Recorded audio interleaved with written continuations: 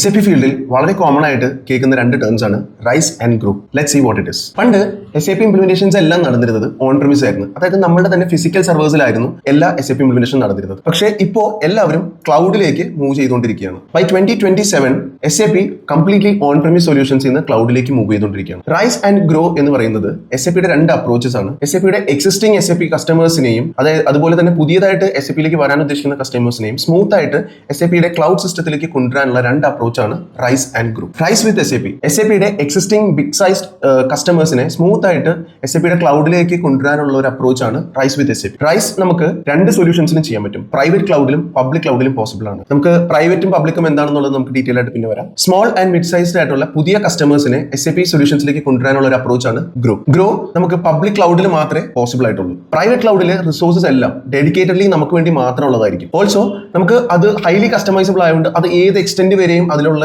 Solutions നമുക്ക് customise ചെയ്യാൻ പറ്റും. But private cloud very expensive. അതേസമയം പ്രൈവറ്റ് ക്ലൗഡിലെ റിസോഴ്സസ് എല്ലാം ഷെയർഡ് ആയിരിക്കും. അത് ഷെയർഡ് റിസോഴ്സസ് ആയതുകൊണ്ട് തന്നെ അതിനെ കസ്റ്റമൈസേഷൻ ലിമിറ്റഡ് കസ്റ്റമൈസേഷനെ പോസിബിൾ ഉള്ളൂ. ബട്ട് ഇതിന്റെ ഒരു അഡ്വാൻറ്റേജ് എന്ന് വെച്ചാൽ ഇത് ലെസ് എക്സ്പെൻസീവ് ആണ്. ചെറിയ കമ്പനീസിനും മിഡ് സൈസ് കമ്പനീസിനും അഫോർഡ് ചെയ്യാൻ പറ്റുന്ന ഒരു സൊല്യൂഷനാണ് പബ്ലിക് ക്ലൗഡ് സൊല്യൂഷൻ. ഇത് കുറച്ചുകൂടി വലിയ കമ്പനീസിന് വേണ്ടിയിട്ട് മാത്രമുള്ളതാണ്. കാരണം ഇത് ഷെയർഡ് റിസോഴ്സ് അല്ല, ഡെഡിക്കേറ്റഡ് റിസോഴ്സ് ആണ്. അതുകൊണ്ട് തന്നെ എക്സ്പെൻസീവ് ആയി. ഇതുപോലുള്ള കൂടുതൽ ടോപ്പിക്സിനെ പറ്റി എന്തെങ്കിലും കൂടുതൽ അറിയണം എന്നുണ്ടെങ്കിൽ യു ക്യാൻ കമന്റ് ബിലോ.